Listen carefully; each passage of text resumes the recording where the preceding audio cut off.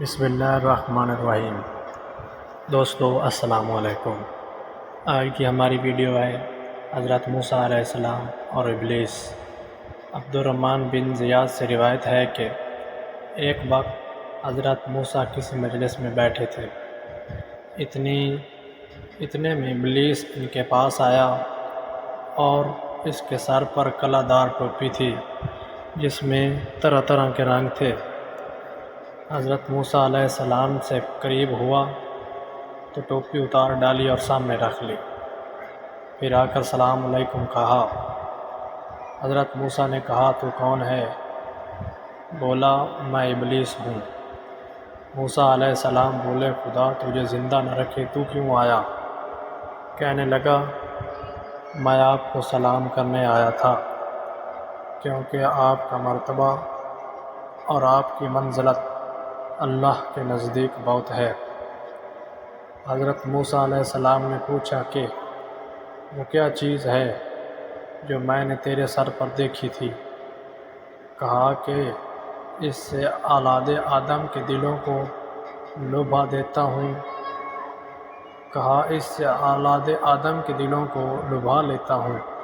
پوچھا کہ بھلا یہ تو بتا وہ کون سا کام ہے جس کے مرتکب ہونے سے تو انسان پر غالب آ جاتا ہے؟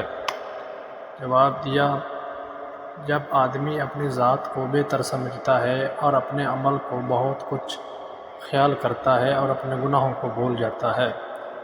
جواب دیا کہ جب آدمی اپنی ذات کو بہتر سمجھتا ہے اور اپنے عمل کو بہت کچھ خیال کرتا ہے اور اپنے گناہوں کو بھول جاتا ہے۔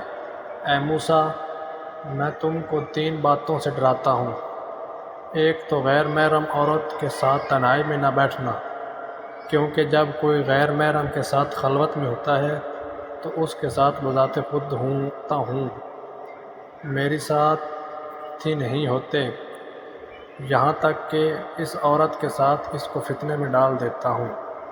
دوسری اللہ تعالیٰ سے جو عہد کرو اس کو پورا کرو، کیونکہ جب کوئی اللہ سے عہد کرتا ہے تو اس کا ہمراہی اپنے ساتھیوں کو چھوڑ کر میں خود ہوتا ہوں، یہاں تک کہ اس شخص اور وفا عہد کے درمیان حائل ہو جاتا ہے۔